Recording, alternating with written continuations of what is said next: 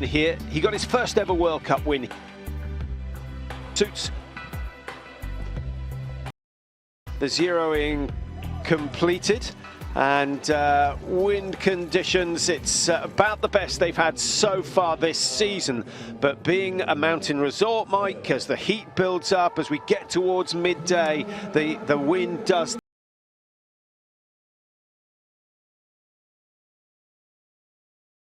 So I think the women who race this afternoon, I think they're going to have the toughest of the conditions. I think you're spot on with that, but at the moment lanes 1 to 5 and 1 to 6 very calm. I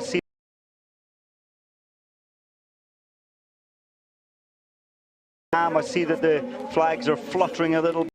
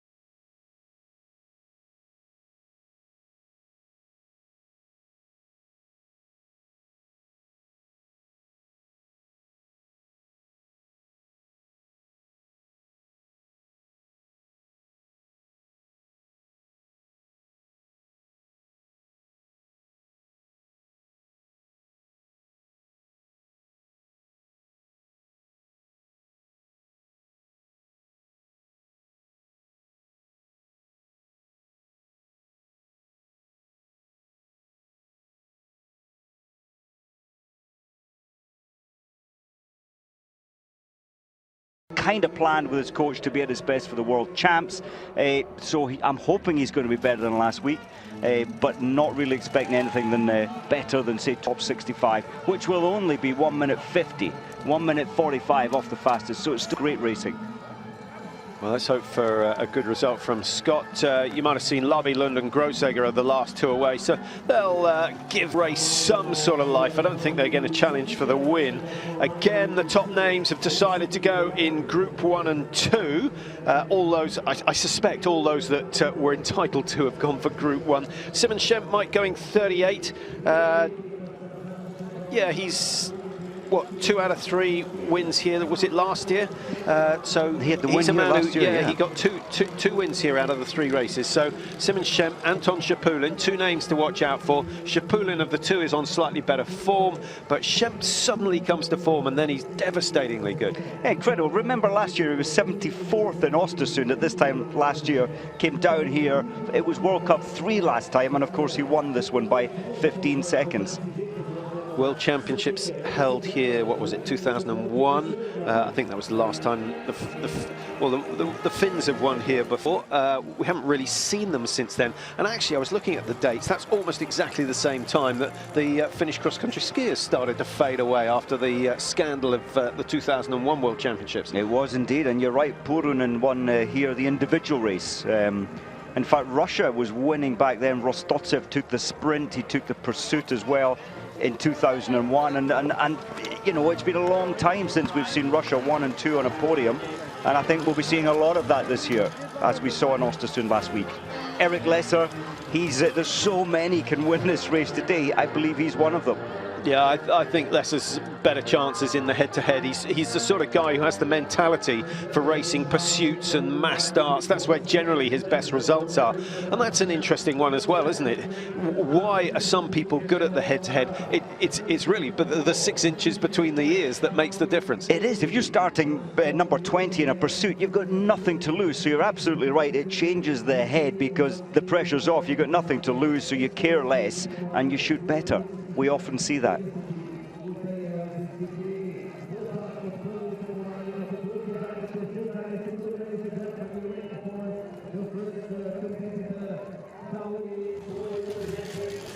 Karikov of Estonia is the first to take his place in the start gate. He'll out to the right of the range as the fans look at it, and then they'll do a loop behind them up in the hills. It's a long, long climb to the summit.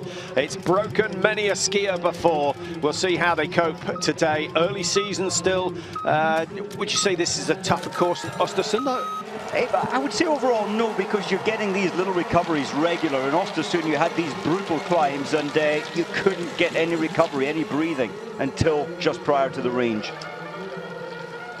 Well, Koiv gets a good reception as he heads out of the stadium. He's got to tighten up on his standing shoot if he's going to make an impression here. PB for the season was 21st. That is good. If you hit top 20 today, that would be a tremendous run. Number 2, the Germans. In fact, we'll have 2 Germans in the section. Doll being chased out of the start by Eric Lesser. Benedikt Doll, 8th in the World Cup standings last year, so he had a tremendous season. And the man from Hinterzarten will be looking for a top 10 to get his season really firing. Andy Stitzel just communicating with the range so that all their communications around the track are spot on for this German team. Lesser shaky start in the individual in Östersund. It's a long way and it was windy, as it always seems to be, and that must have shaken the confidence of a lot of the top guys, Mike. Very few people hit more than 16 targets in that individual race to open the season. Well, and it often does. When you get windy days, it's a bit of a lottery because it's variable. Well, Benny Vega is one man who coped with those conditions. He hit 18 out of 20 and he got himself a top 10 to start the season. Since then, it's been a very steep downward slide, 10th to 25th, and then he dropped to 56th in the pursuit, missing 8 targets, I think it was. He missed 6 in the prone, so there was something really wrong with Vega's performance on that day.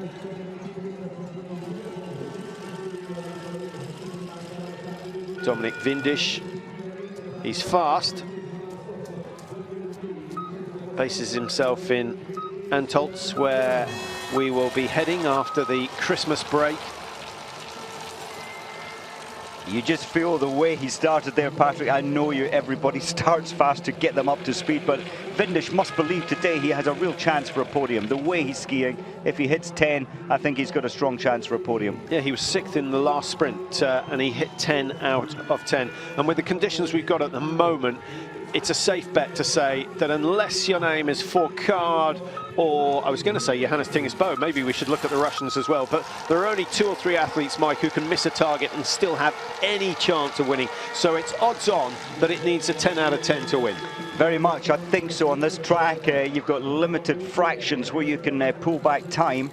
If you're on that penalty loop, you're giving yourself, what, 22 seconds added on. Pokljuka certainly needs to shoot well to be competitive. The standing shooting giving him problems. Actually, he didn't do too badly on the first half of the sprint in Östersund, but then he missed 3 in the standing position and he dropped all the way down to 64th position. He would have been up in the top 40, would have had some World Cup points had he not made those mistakes. I know it's a big if, but yeah, he knows that if he can hold it together, he can do well, as does Clement Bauer.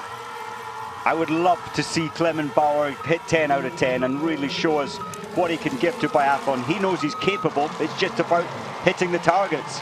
Yeah, he did not clear a single stand shoot last year in Pokljuka and still managed to get 3 out of 3 in the top 30. But when he was at his best, he was very quick. They've had to calm him down a little to improve his shooting record. Now, the first of the really big names, the biggest name of all, Ole Einar Bjørndalen, 42 years old, and away he goes in another World Cup.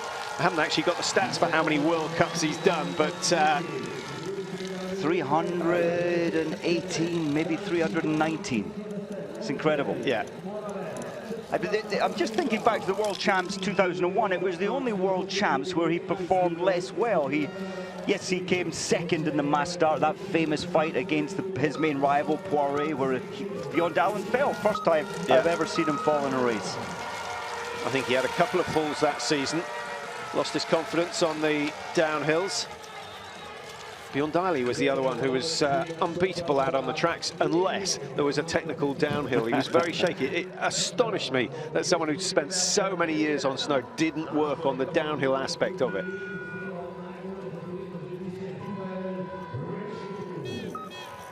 Mickey Roche now racing in the Belgium colours, and certainly signs that he can make the top 20.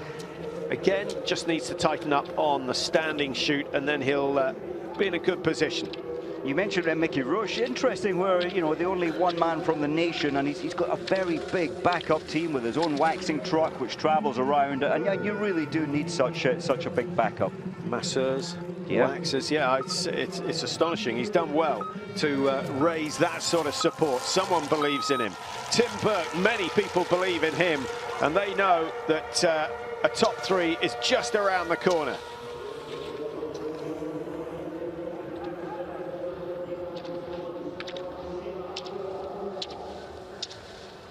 Eric and Lesser and Doll at the same pace.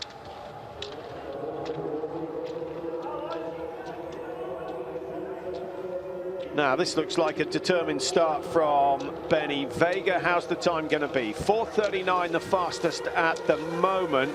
He's going to be a second either side of that. He's 2.2 inside. Good racing from Benny Vega. Let's hope that he hasn't pushed too hard. But as we mentioned, a good result in the individual in Östersund, but he wasn't showing that sort of ski speed. So maybe he's blown the cobwebs away and he's going to be challenging for top positions again. Arndt Pfeiffer, the police officer, he's got to feel good today, surely, with his strong performances last week, especially his ski speed. Oh, this is fast. Of course, it's early and he's bib number 2. It's not unreasonable to expect him to take 10 seconds out of Koif at this stage. Yeah, but it looks really positive skiing from Benedikt Doll. I know we were slightly critical of the way the head and the shoulders moved last week. He could tighten that up, there's no doubt about it, but my goodness, he's got a racer's head on him. It's so rare that at this stage in your biathlon career at World Cup and top 5 in World Cup that there are inefficiencies. They're normally ironed out as a kid.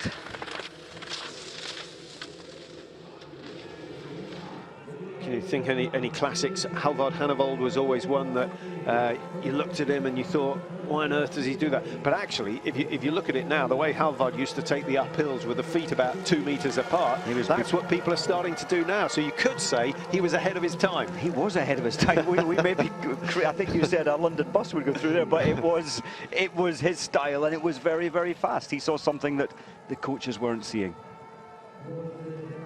Well, shooting on lane Koiv, lane 15, I think. 15 in the prone and 15 in the stand, which are on the left side of the range, as you look down the range. Well, the first giveaway that the wind isn't too bad is generally the hairstyle. And then we'll have a look down the range and see the telltale flags, which tell you the same story. Conditions are excellent.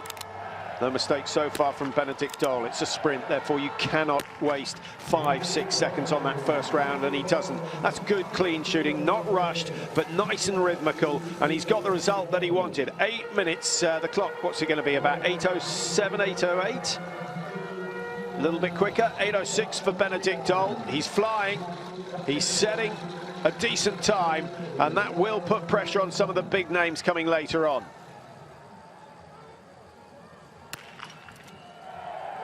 Lesser trailing his teammate by 3.5 seconds, coming into the range area. Shooting a couple of seconds quicker, I suspect. Well, this is going to be interesting. He's away, still going to be on the wrong side of the clock, but that goes to 5.8, so I'm not sure where he lost those extra seconds, but no doubt that Benedikt Doll is really piling on the pressure. Benny Vega wasn't too far off the pace going through the first split. And actually Vega with an advantage of 2.2 over Benedikt Doll at the start. Slight delay before number 5, he makes sure, and he's lost a lot of time in the range area, Mike, unless he lost it on the downhill coming into the range, just taking his time. Maybe just working on his recovery. The only athlete we haven't seen shoot is Koiv, the Estonian. He's missed 2, and he's 1:11 behind. Johannes Boe just getting underway. Dominic Vindish misses his first target, and an extra 23. We'll try and time him on the penalty loop when we get a chance, as we see Bjorndalen going through 5.4 off at the first climb.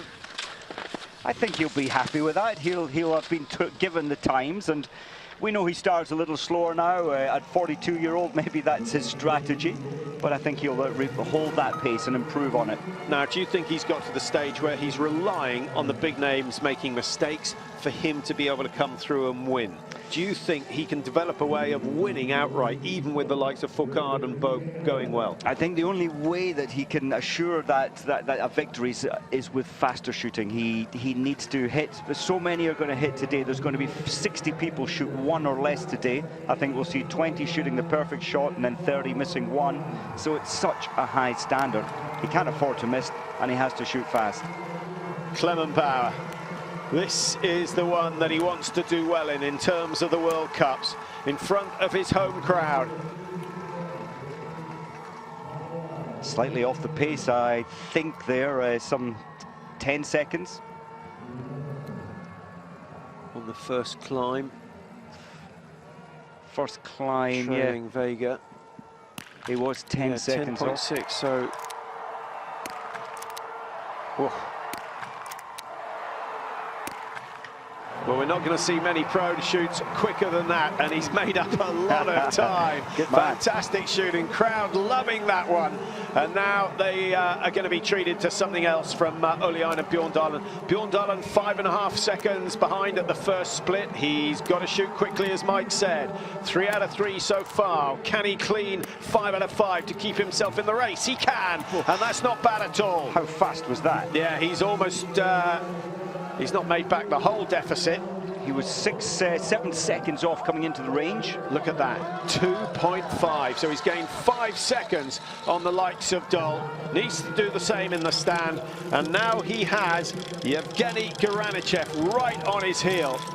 I suspect Garanichev on his first lap, Mike, will go through, and then Bjorn Dahlem should be able to get some help off the Russian. Do you know, I think that's a great pacer for Bjorn Dahlem now. Garanichev not on his fastest ski form, but still very good. This is fast from, you mentioned how well Mickey Roche looked, how good and strong he's performing. It's a fast ski time. But just going back to the Garanichev Bjorn Dahlem, Garanichev, he's about 6 inches shorter. He has a much shorter, quicker tempo. Sometimes that doesn't help because you have to sit a bit further back than when you're skiing in exactly the same time as someone in front. Yeah, it kind of puts you out of your gearing, doesn't it? And that's interesting. You mentioned how small Garanichev is.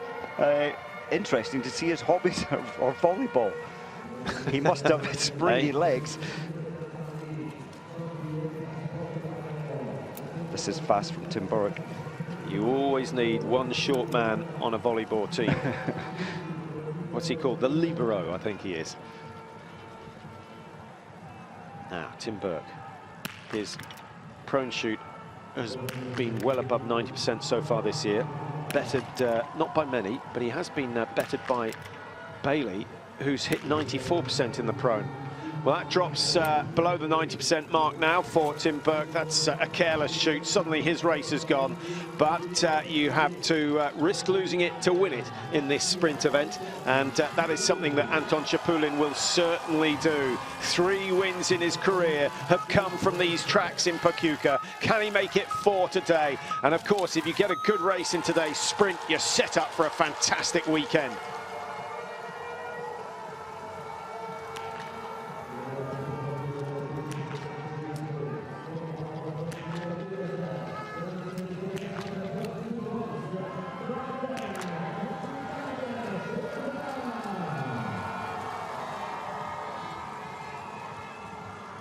Pfeiffer, a long delay before shot 1, and you can ill afford that as Martin Fourcade gets underway, his traditional blast out of the start gate.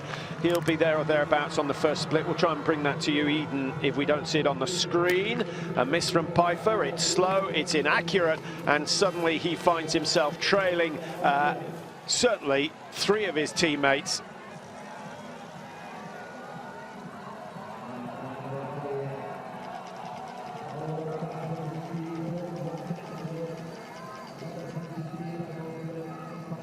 Well, let's have a look at the standings after the first shoot. Benedikt Dole leads, Bjorn Dahlem in second, Lesser, Bauer, Vega making up the top 5. And Lesser now going through 5.9. Just to let you know of the program here in Pokljuka, we've got obviously sprints today for both men and women. Pursuits tomorrow for both, and then we have our first relays of the season. Time to get your money on the relay teams. Now that will be interesting, with Russians showing some sort of resurgence. They could be a threat, particularly in the men's. I can't see them doing it in the women's. Any other teams other than Norway, France, Germany that we ought to be watching out for? I think in the women's field, I think Sweden now have a strong chance in the relays. We haven't seen that for a long time, if ever, in the Swedish women's team, but I think they're looking very strong this year. Benedikt Dole still leading after the first shoot, and plenty of the big names have been through. Emil Hegler Svensson just settling for his prone shoot. 5, oh, I was just going to say another 5, and Dole will... Now that's what pressure does. He realizes he's on a great day, but needs these 5, and his brain starts thinking about needing these 5, and it was 3 misses. Well, that will not keep the coaching team happy.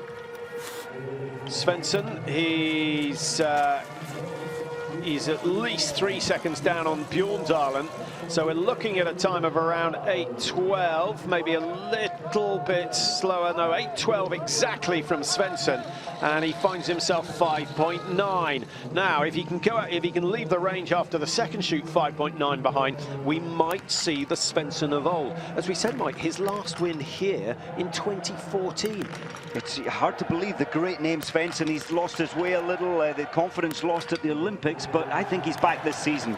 Great from Lesser. Lesser the first to clear all 10. He was 13 seconds, though, Lesser, behind his teammate Dora coming into the range for the stand. Well, that means that it's going to reverse the tables because Dole is still on the loop. 3 misses from Dole, 1, and he might have still been in with a chance of matching Lesser, but not now. Julian Eberhardt skiing fast, shooting badly. Now, what will Johannes Boe do today? Well, what I can tell you, Patrick, he's destroying everybody out on the track. He's 10 seconds up on Svensson, second fastest into the range. Second, 30th and 10th is 3 results, and he's going into the lead by a significant margin. Looks as though he may well be under the 8-minute mark for the first 3.3 kilometre loop. He's 7.8 inside everyone else. That is sensational. Now, what does he do? He has a look. He's not going to pick up much information with that sort of a glass. He'll have to rely on the coaches out on the course to tell him where he is. Ziggy Mazet, the French coach of the Norwegian team, must be so happy that he's controlled Johannes on the range. Simon Schemp, perhaps not too happy with his start position. Not a bad pursuit, worked his way from 21st up to 9th in Östersund with some solid shooting, but he has not had a clear shoot so far this season. Just as Pokljuka's shooting, going back to Schemp, Patrick, remember he won in Hochfilzen sprint. As we mentioned earlier, he won here last year in the sprint. He won in Antholz 3 in a row, and then he was 3rd in Canada, 8th at the Worlds. That was his only bad day in the sprints, and then 2nd in Hanti-Mansisk. Great performance from Schemp.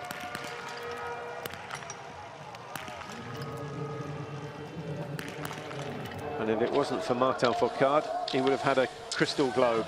Well, here is Martin Fourcade, 5.1 outside going through 2Ks, and that actually, it doesn't sound too good, but when you look at the position, you realise there's only Johannes Boe ahead of him. It's a familiar battle. I'll tell you what's happening, what I think on the tracks, Patrick, in the sunny parts, and yes, there's 25%, 20% sunny, it's getting much slower because this 10-degree sun is really making the track wet, which is a lot slower now. And that's bad news for Fourcade and the later starters. But Johannes is only starting a couple of minutes ahead. Now, come on, Clement. Brilliant shoot in the prone. Come on, Clement. That's 9. He wraps it up. Clement Bauer is going to get his best result of the season, and that is just what we needed. But Bjorndal's gone clear as well, and Bjorndal's only, what, 20 metres behind Bauer, having started 30 seconds behind him. And actually, if Bjorndal can get on the heels of Bauer, that could be an effective team-up for the last loop. Bjorndal's 6.5 inside. Can you believe it? He's back again for another season, and it's very hard to criticise his decision, Mike, to come out of retirement. Well, he didn't really retire at the end of last season, but he said it would be his last season when he decided to extend his career back in 2014. Oh, he did indeed, but when you see Bjorndalen performing so well, shooting faster than practically anybody, hitting 10 out of 10, it's beautiful biathlon. And of course, Bjorndalen was 2nd here last year in this race, and that's what guaranteed his qualification into the World Championship team. Yeah, he doesn't have a divine right to make the majors, and he's in perhaps the toughest team in the world in terms of qualifying for a major championship team. Sometimes wonder whether it might be better to have new blood coming through. It can cause a little bit of stagnation when a big star hangs on. Yeah, he's kind of on his own program though, so he's separate from the team. So yes, I think it can unsettle a team. Svetkov, those pressures 4, 5, 6 seconds really costing. Johannes Boe was already back on the tracks and already through the marker, so it's not going to be a second successive podium for Svetkov. Anton Shapulin, we'll try and let you know of his time coming in to the range. He's certainly not in the top. He's about 18 seconds behind, if my observations are right. And a lot of work to do. Martin Fourcade into the range, 7.5 behind Johannes Tingis, fastest into the range. Well, Shapulin's made up a little bit of time in the range. 7.58, he's still over 10. Drift 14.3 the margin now. Fourcade, remember, missing 2 targets in the prone. It was the last 2 shots that went wide. This time he gets number 4 down and number 5. So he's back to the clean shooting in the prone. That will settle him down a little, but the margin is significant. Doll on 8.06 could be pushed down 1 position. He is. The margin's 7.1.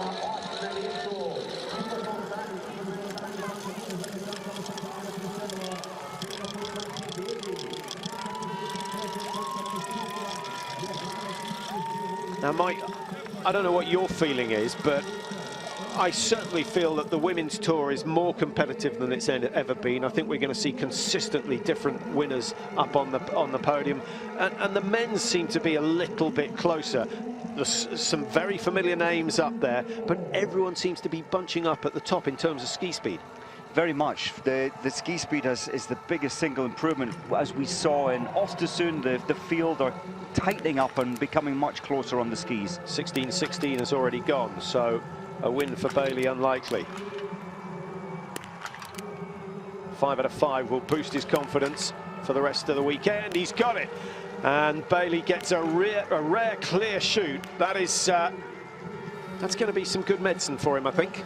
Very much, and this will lift his spirits, won't it? Lowe going out after getting the split time after the stand shoot. He knows it's now all about ski speed. 32.5 to pull back. Unlikely. He might pull something back on Bjørndalen, though. Well, we've got some big names about to arrive in the range for their second shoot. Dessieux, Svensson, Simon Fourcade, Julian Eberhardt, who actually made a Horlicks of his first shoot, so he's out of the running. Johannes Boe, who started 21, certainly is not out of the running. He's absolutely flying on the tracks. We'll try and get you a split point going up the climb for the second time as we watch Rastaguyev's. Svensson, top right-hand corner. Remember, Svensson, after the first shoot, lying 13.7 behind in the top 10.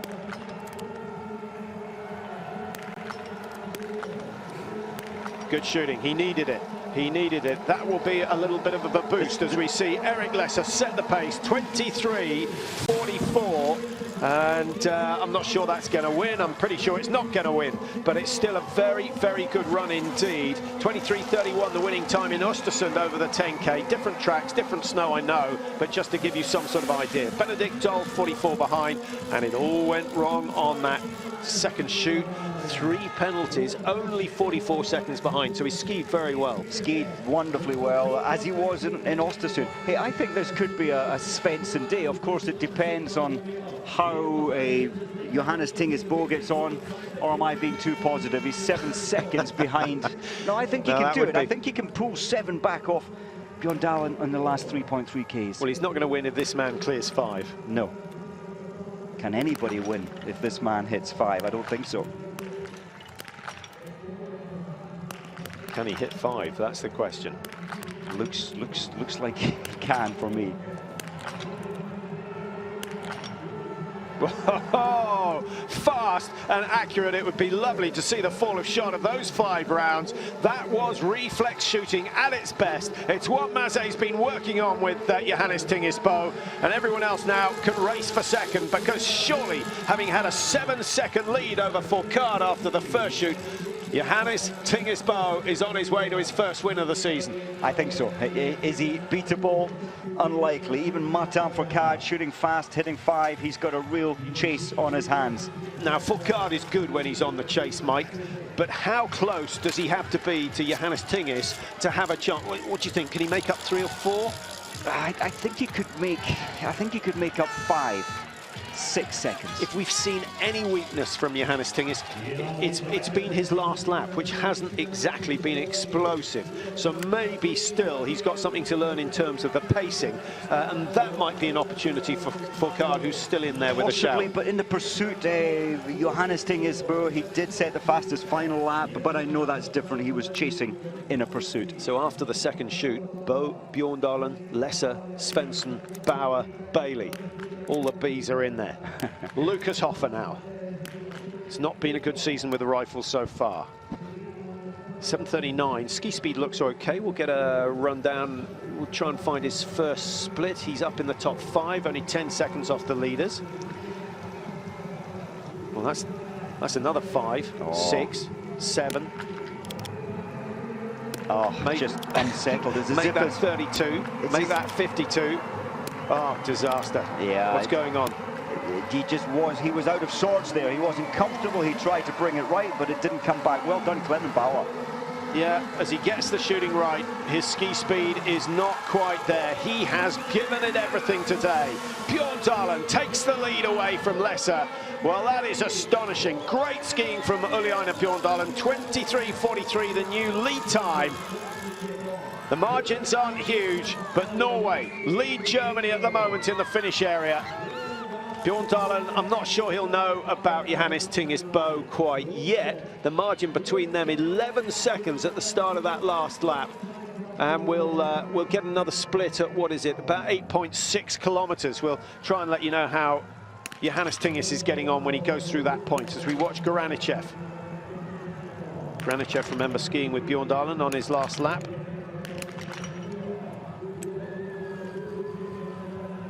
What's that feeling like, Mike, where you've worked hard for a whole loop with someone, probably done all the donkey work, they head break right into the finish and you've got to go round again? You think, how lucky are they to have completed the task?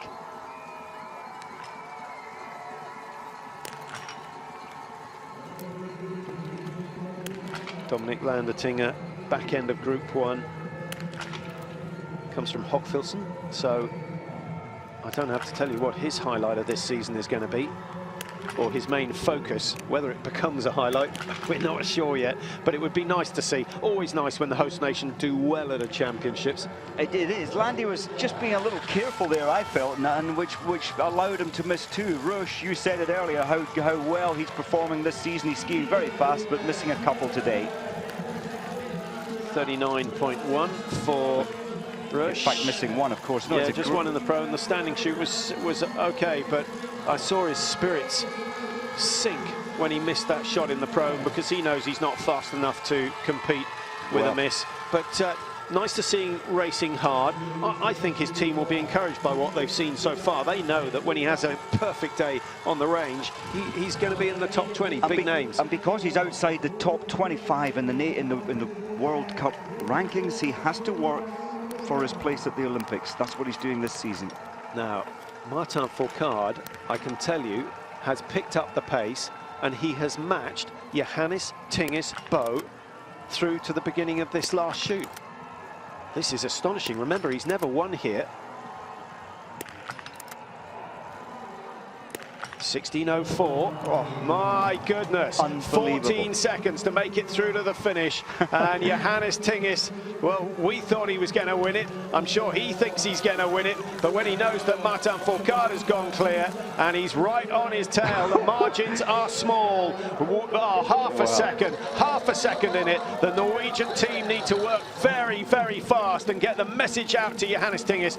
But to be honest, Mike, Johannes Tingis has completed the final climb. Here he is, almost at the top. This is the crucial stage. He needed to know 30 seconds ago that Fourcade was hunting him. He very much did. I know he started 4 minutes up the track further ahead of Fourcade, but he needs information right now. Well, that's astonishing. Fourcade 5 seconds down on Johannes Boe on the first 2 kilometers. So again, it's a pacing thing, Mike. And you would suspect now, I know we're changing our tune a bit, but you'd suspect now that Fourcade was the fresher at the start of the last lap. I think so, and we talked, could Fourcade pull 4 seconds, 6 seconds? He's now, what, only half a second. I think the day looks a bit more nailed on to Fourcade once more. He won't want to let it go when he's so close. 41.9 behind. When the shooting goes well, he just loses a little bit of that ski speed that we've seen from Lowell Bailey. Well, what a fantastic last lap we're going to have between the big names. Svensson on 23.19. Is he going to challenge Bjorn Dahlen? Here he comes. Looks as though Svensson's had a very good last lap indeed. Yes, he was 3 seconds up on Biathlon at last checking. Well, he's extended that to 10.5, so Emil Hegler, although it doesn't look as though he's going to win it, has produced another good result here in Pokljuka, and that's something that he seems to have done year after year. So maybe this weekend is the one that he's going to finish that poor run of races without a victory. I think it will be a huge confidence boost now for Svensson. He needs some confidence in his racing.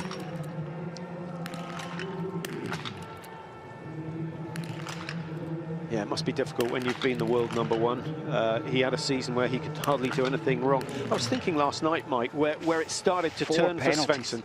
And you'll probably remember, well, I know you'll remember the time in Östersund when he won a race and was very cocky indeed, saying no one else is going to get anywhere near me. Since then, he's got nowhere near anyone else. So it sort of backfired on him as we look at the standings at the finish. Norway going very well. Svensson's shot clear, Bjorndal's shot clear, and this man, Johannes Boe, has shot clear. But Johannes has got to do something sensational. He's got Martin Fourcade, the world #1, on his tail. Half a second, the margin at the start of the last lap. Which way is it going? He shot quick in the stand position, 7.2 inside Svensson's time. I'm afraid to say for Johannes Tingis, he really slowed down in relation to Svensson on that last lap. Therefore, it certainly gives, for me, Fourcade the big advantage.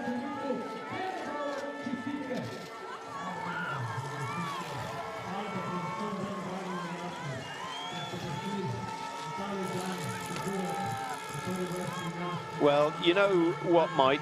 8 of Johannes's 11 wins have come in the sprint. He has never finished second or third. It could well happen today for the first time. As again we look at the standing, it's a Norwegian clean sweep at the moment, but the French almost certainly are going to spoil that unless Martin Fourcade has a fall, and there are 1 or 2 tricky downhills here in Pokljuka. It's fast, and if there's any ice out on the tracks, it can catch even the best out. As we watch Simon Shem, 15:50 on the clock. He's only got 10 seconds to get inside Johannes Tingis. That's not going to happen. He won here last year. He's not going to win here again today. He needed to finish his shoot at 15:50, not start it.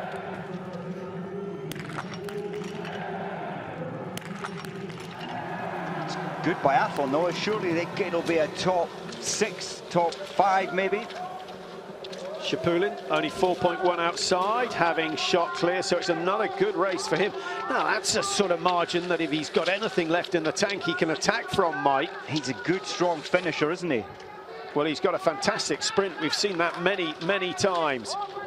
Martin Fourcade, wow, look at that. From half a second in arrears, he's 8.7 clear, and he's absolutely destroying the pace set by Johannes Boe. Incredible. The advantage of starting second, provided you can hit the targets. I think if you start behind your big rival, Mike, there's a bit more pressure on the range, but on the tracks, it's got to be worth 4 or 5 seconds. It has to be. If you're given your split times, you've got half a second to go from second to first. It inspires the athlete.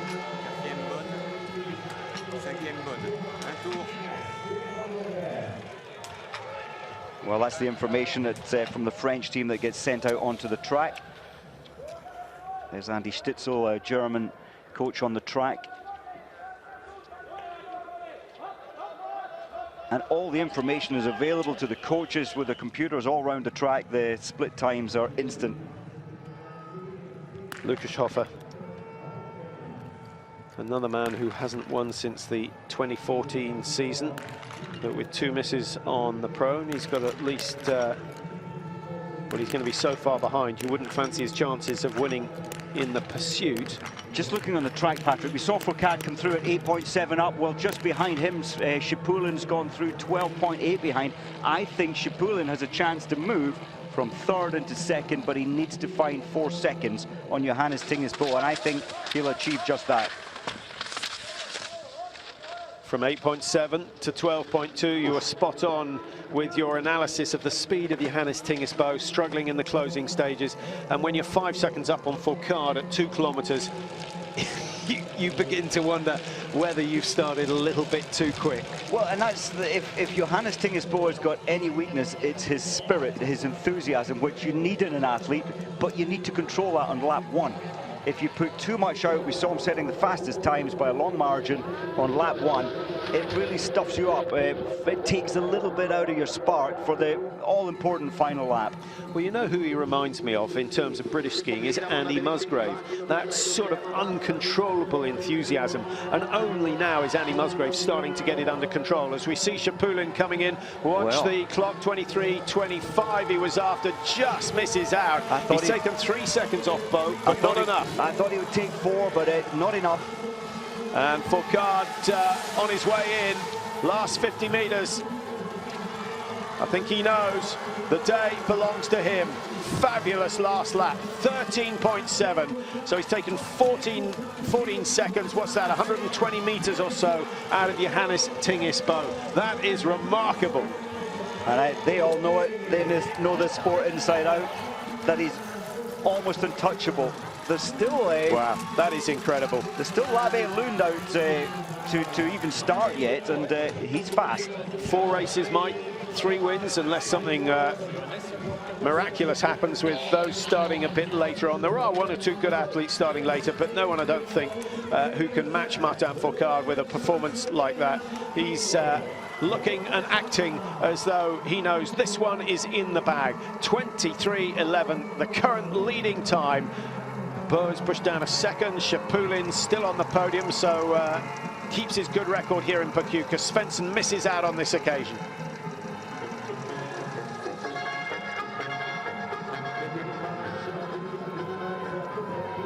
The Austrians have struggled with the rifle today, with the French and the Norwegians all hitting the target, and of course some of the Russians. We haven't seen too much of Babikov, Mike, who of course won the last race. Started number 49, so Babikov has certainly been through chute number 1 and probably chute number 2 with he started 9.5 minutes behind Martin Fourcade, so maybe he's coming into the range now. Still coming in, yes, in very soon actually into the stand chute.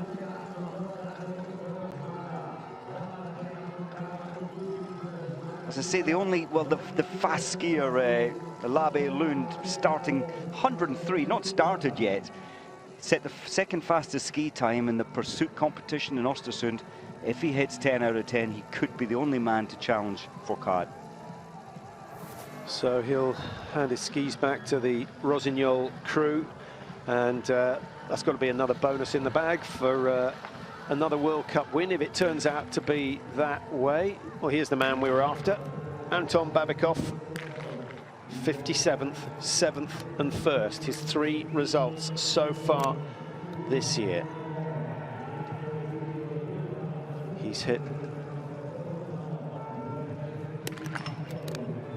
34 out of the last, well, that's 35 out of 36 out of the last 37 targets.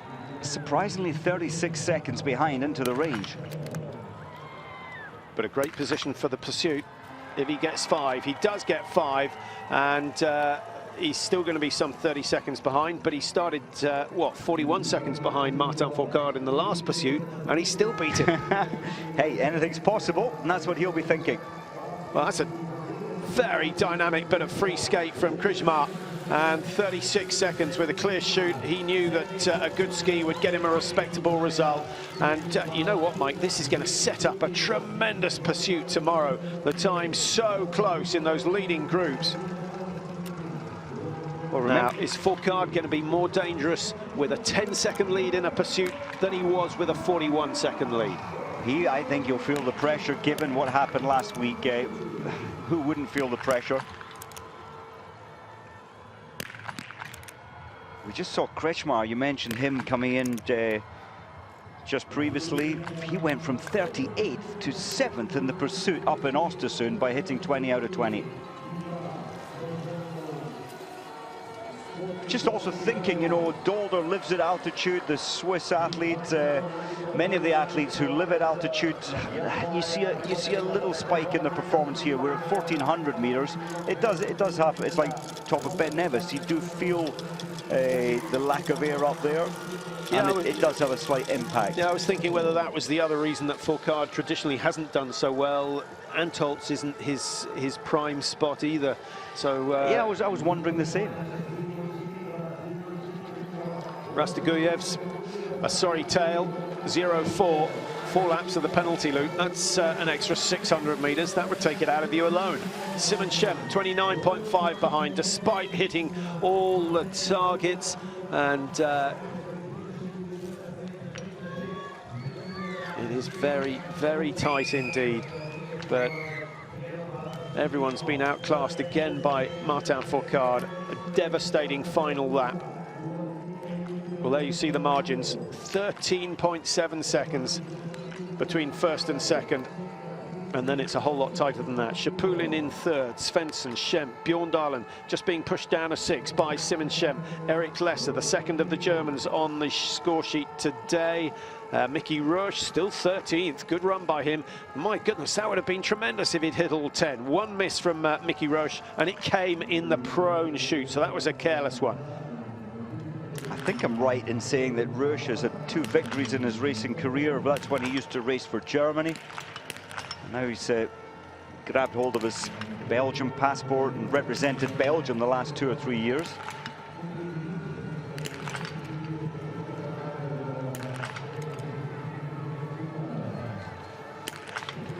Max Davis, based in Canmore, of course the tracks that hosted the 1988 Winter Olympic Games. 2 going wide on the stand. Can't afford it at this level on a day like this. Remember, Max Davis had that good result last year in Östersund, 10th in the first World Cup race. Not quite the same form this year. Lisiev only 38 behind with a miss, so put him, what, if we say 20 seconds behind, maybe even closer than that, and you can see that he's not far off the top 5. Quite a long way off this man. He stays in yellow. And I think he's going to be in yellow all the way through the season. He does tend to have a couple of blips throughout the season, Mike, in terms of World Cups where he's not on quite such good form.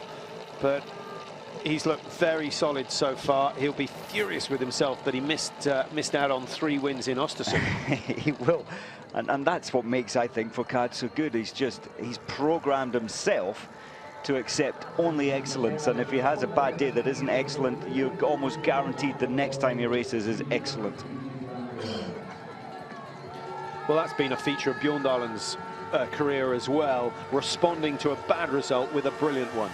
It has, and that's where you get the legends of sport. They have this ability to, even the bad days aren't so bad, but Fourcade's bad day was the 3rd in Östersund, and he then nails it with a good day the next one. This is Leitner, apart from getting his rifle off, a phenomenal young athlete.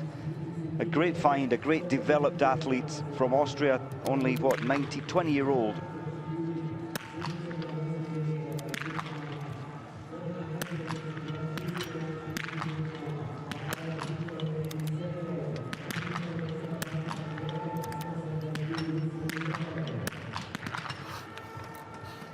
But that's a bad start. You heard him, his expression there. He exhaled disappointment. No, Leitner started number 76, just 30 seconds behind Great Britain's only athlete out there, Scott Dixon. So we'll try and track down his performance. Sinopov, second shoot.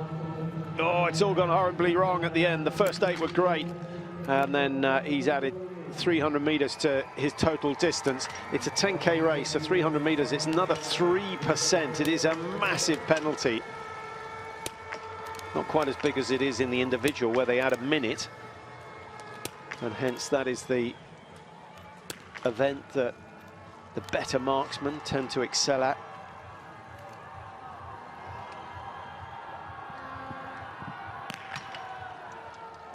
Tersan now 24.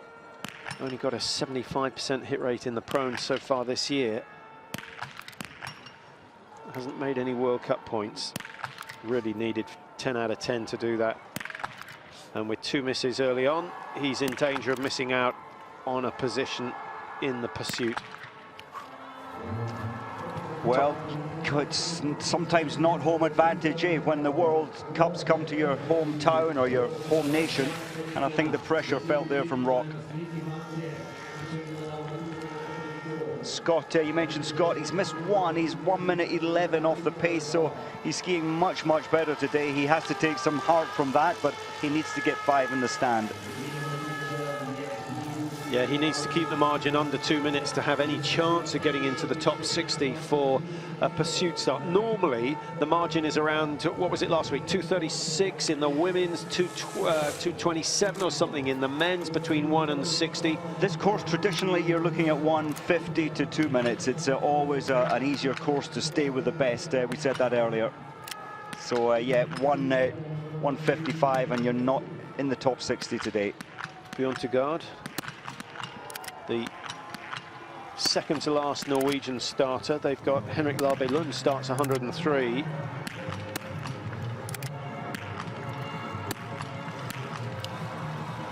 Good performance, fast. Yeah, it will still be respectable if he can clear all 10. And it has to be said, Norwegian shooting better than usual. What about the French?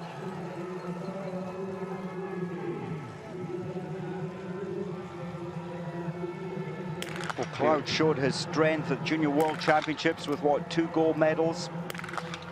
Another well-developed biathlete, but he's feeling the pressure here. No wind affecting the movement of the rifles, just the squeezing of his trigger at the wrong moment. It's very bright here as well, Patrick. You know, shooting in the dark last weekend in Östersund, and now bright sunshine behind you. It's a slightly different look through your sights, but same for all.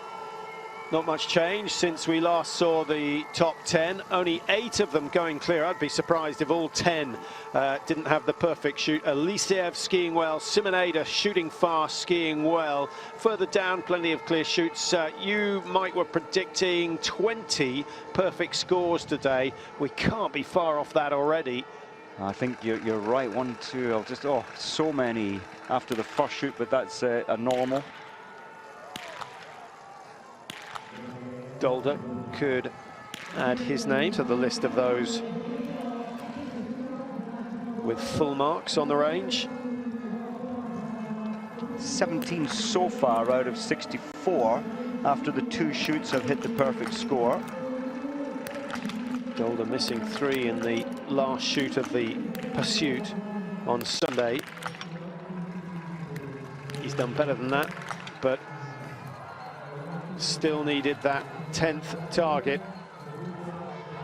and his position will plummet outside the top 15.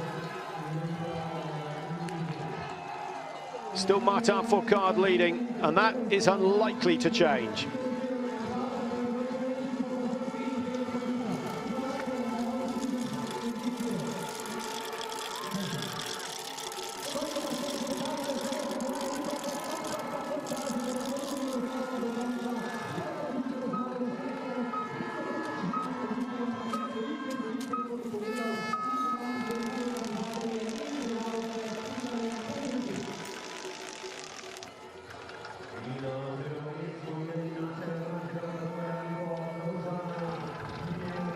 Well, let's just try and update you with the positions at the first shoot. We're looking for anyone who started late on. Dora was in a good position. He's gone out actually in 7th position, having missed.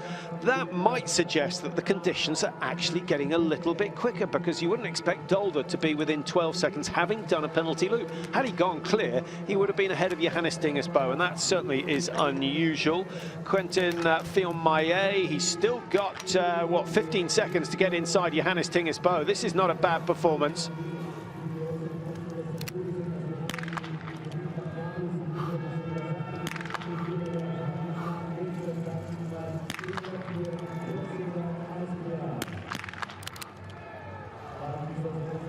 Should be able to make 5. skiing well. Only 15 seconds down off Johannes Boe, off Johannes Boe's time when he settled for the shoot. So that's an encouraging performance, and you never know if he can go clear, get himself in the top 20. He might get a better draw in the next time trial event. Not easy to be put down in groups 3 and 4, but I think the conditions, Mike, are just getting that little bit quicker now, which would be unusual because, as you say, it's getting hot. There's a lot of dampness out in the open, but perhaps in the forest it's a little quicker. Surprised when you see in the stadium how slushy it is. That's without a doubt a disadvantage from when we saw the first starters. And how else would you explain Dolder's performance? Dolder, living at altitude, he does perform well. In Antholz, he performs well here. That's a small factor maybe. And his disappointments from Östersund, he wanted to have a good showing here. So many factors come into play. Takizaki.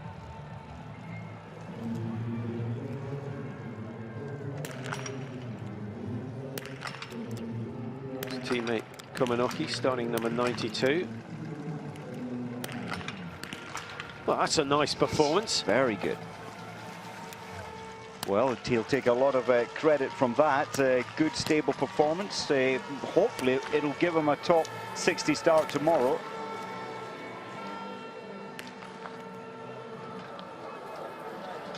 It may well do. He's in 50th position at the moment, but having started number 72, he knows there are still 32 men starting behind him, so he's got to beat 20 of them to get himself into the pursuit tomorrow. That ninth, well, that one miss could prove to be expensive in terms of pursuit qualification. Would you like to see more in the pursuit, Mike, in future, or do you think it's just that the cut-off's just about right? I think it's probably just about right. It makes the range just that little bit, and the racetrack that little bit too busy. Although the field has tightened up, you know, in the last 10 years, so you could put it to 70. You could maybe manage without them overlapping the slower athletes. Yeah, I guess with only 30 targets, your issue is congestion on the range, and do they really want firing points with 40 lanes? Probably not. As we watch Dolder go through, still only 9 seconds off the leaders. That's good enough to get him into the top 3. In fact, it would put him into second if he can hold that margin.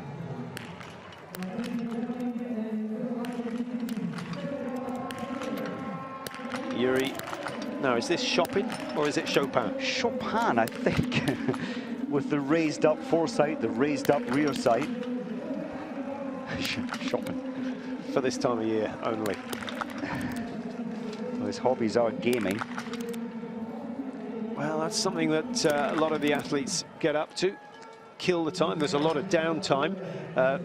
Most athletes find it harder to rest than they do to train, and you've just got to hold them back.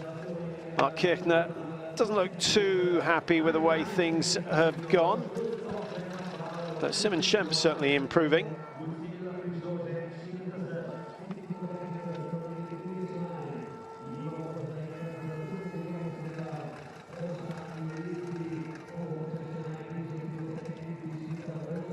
Miha Dovzan of Slovenia, the last of the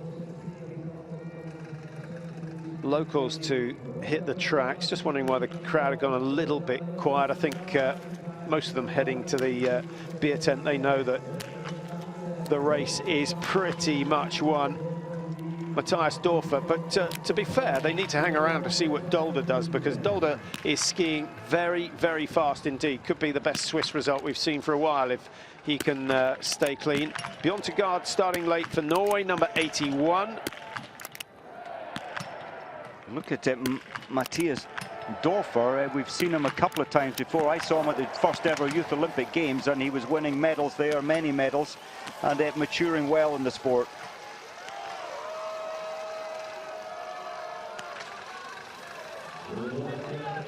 I like the policy this year, Patrick, from the German team, bringing in athletes all the time who are performing well at the IBU Cup, and that keeps the World Cuppers under a lot of pressure to keep performing well. If you don't perform well, you're back down to the IBU Cup.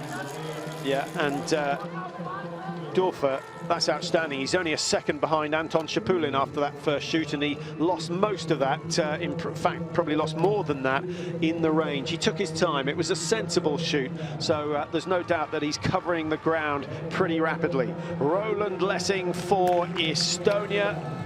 The Estonians, remember, started this race with Kari Koiv. They had Zakna went 52, Lessing starting 82, obviously.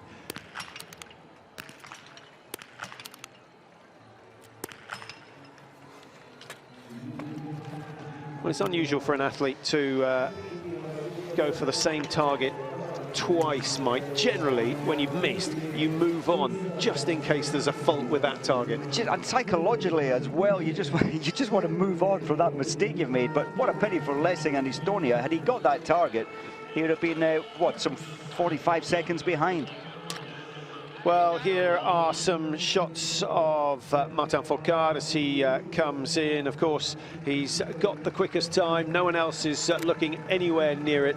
And it's a tremendous time into the finish from Martin Fourcade. A last lap that brings him his 52nd World Cup win out of a total of 242. So what's that? He's over 20% in terms of winning success, and a mass, of course, of podium finishes as well. Is he heading for his 6th Crystal Globe for the overall title? It looks like it, and if he does that, it means he equals Ole Einar Bjorndalen in terms of overall titles. Krupchik, 5 out of 5, and that's a good solid finish from him. He's going to find himself about a minute behind, and the margins, Mike, how many men have we got within a minute? Some 11, 12? We have indeed. We got 12 exactly at 53 seconds. Svetkov was 12 seconds behind, 12th position, 53 seconds behind. Mesetic shooting clear, 104 behind. He's 13th position. Just Scott has cleared his stand. It's a much better day for Scott. He's 204 behind, needs to find 14 seconds to make the top 60. So the margin between first and 60 at the moment. At the moment, at the finish, is just checking. Oh, perhaps just a loss of concentration from Labe Lund. Loses his 5th prone target as we see Phil Maye rattle through his standing shoot. That's very impressive indeed, and he might well find himself in the top 10.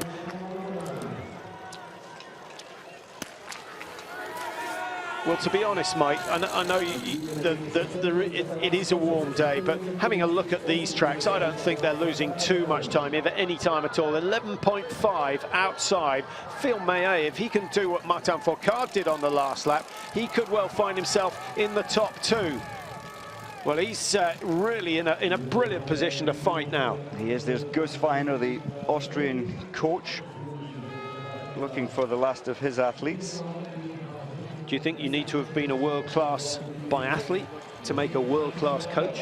It doesn't always go hand in hand, but I think you need it's such a unique sport. You need the experience to give information, to understand the sport fully, and especially at this moment to understand what the athletes are going through, to be able to pass the experience knowledge on to them.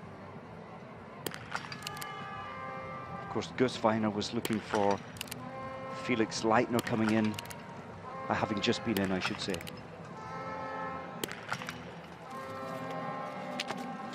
Good kickoff. Good, that's a good shoot. There's Rico Gross on the right of your screen. Well, what sort of analysis will they be going through? Russia, who of course got 2 on the podium up in Östersund in the last World Cup, suddenly find themselves with only Anton Shipulin in the top 5. Alisiev's done well. So in fact, Mike, the positive for the Russians is Svetkov, Babikov on the podium last week. They've got Alisiev and Shipulin in the top 10 this week. So they've got 4 men up there. Maybe we should be looking at them for winning the relay on Sunday. Oh, I think you're onto something there. Of course, the Norwegians will be up there. German team, excellence. It's going to be a real great battle in the relays. You didn't mention the French. Fourcade, well, he's worth 10 seconds on the last leg. We've got Fion-Maillet, who's flying. Dessieux, who we know is quick. You might be onto something there. Well, no, it may change, but it's certainly no, it's wide open. It's not a two-horse race. I think we got 4, possibly 5 teams. Exactly, the Austrians as well, and let's not forget the Swedes. Nellen is skiing fast. I know he's having some issues, but when you've got 3 spare rounds, it gives you so much freedom. You can take risk, and you take the stress away when you've got 3 spare rounds in the relay.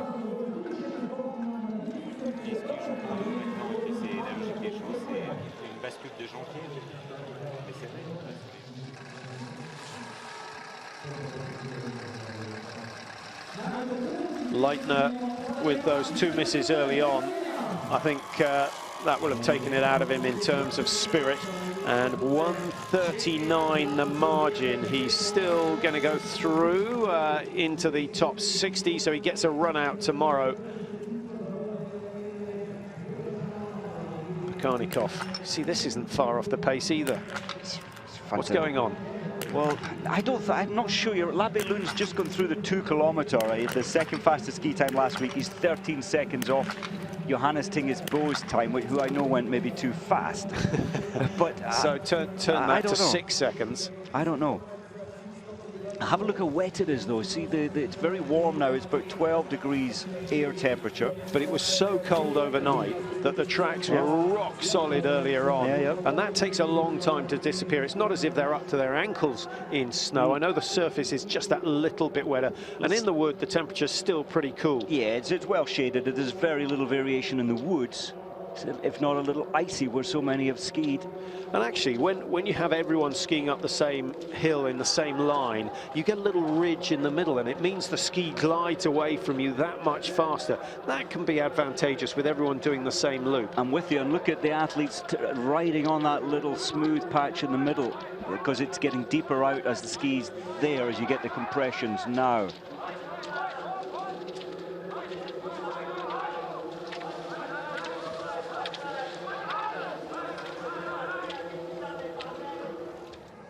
Sven Grosseger was the last man to start at 104.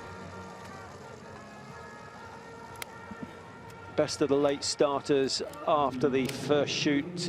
Dolder, who we mentioned, started 68.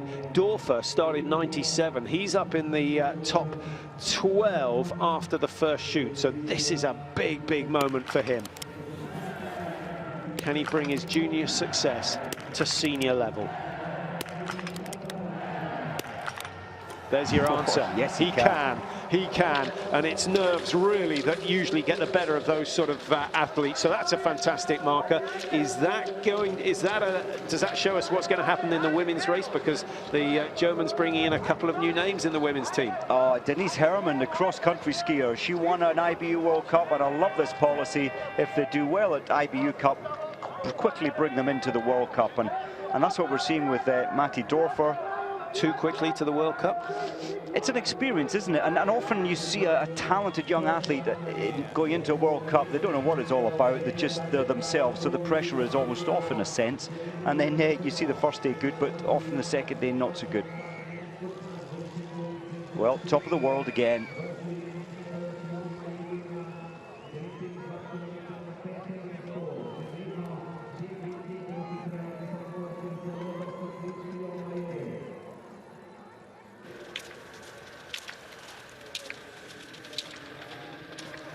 Just noticing, Patrick, Labe Lund has missed 1 target in the pro and 52 seconds off the pace.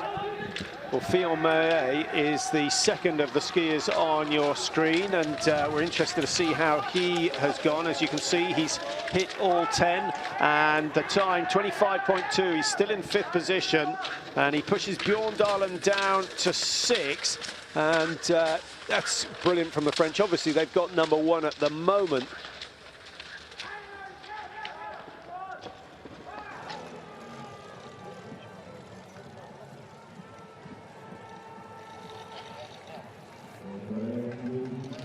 What a day for the French. 52nd win for Martin Fourcade.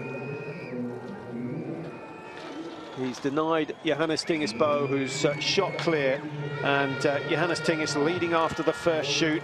Things were pretty much even Stevens going into the second shoot. Fourcade came out with a half-second deficit and then turned on those turbos, and he did so much damage on that last climb. He only needed half a second at the last split time to move ahead of Svensson. Surely, with that information, he can do just that. To move up into fourth position. Svensson's time, 23:32. He's not going to match that. No. Shempon, 23:41. That could well be pushed down. It's going to be tight. He has gained a spot. And good finish from Fiolmaye. He goes 5. Shemp is 6. Bjorndallen's pushed down to 7. So, yeah, they say, good day. We'll have a glass of rosé tonight, I think, to celebrate. They've got Martin Fourcade getting his 3rd win of the season, and Fiolmaye, I don't have much doubt, Mike, he's not going in Group 4 in the next race. Not at all. He's, I think he's earned himself one of the early starts. Labe Lund could do with an early start as well. Didn't have it today, 103. About 20 athletes had finished before he even started.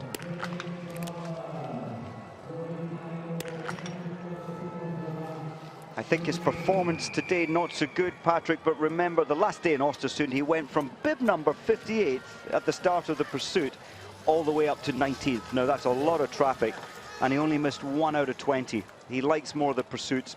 He's not so good when he's just racing in his own mind. He likes chasing people.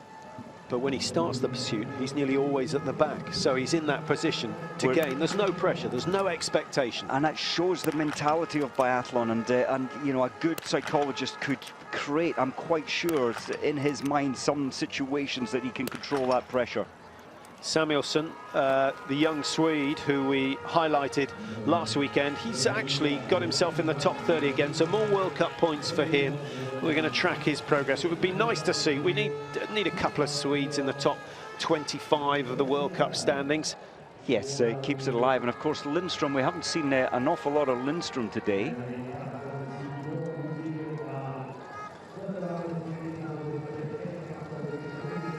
I don't think we've seen him at all. He started number 50, having taken 2nd place in the sprint in Östersund. Lindström, he shot 0-0 on that occasion.